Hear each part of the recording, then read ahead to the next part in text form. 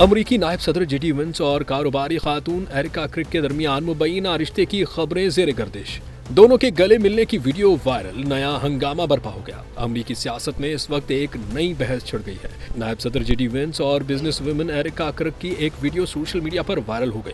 दोनों को Mississippi university के एक प्रोग्राम के दौरान गले मिलते देखा गया, जिसके बाद उनके मुबैना ताल्लुकात की खबरें तेजी से फैल गईं। ये वीडियो सामने आते ही सोशल मीडिया पर वेंस की अज़वाजी जिंदगी और मुमकिन दूसरी शादी के बारे में कयास आराइयां शुरू हो गईं।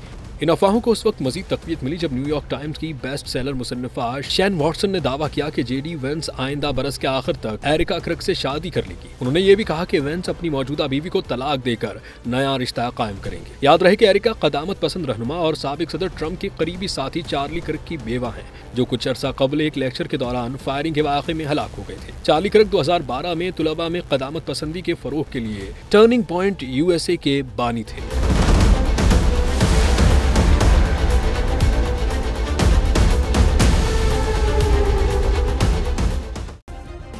सब्सक्राइब करें और बेल दबाएं ताकि कोई खबर रह न जाए।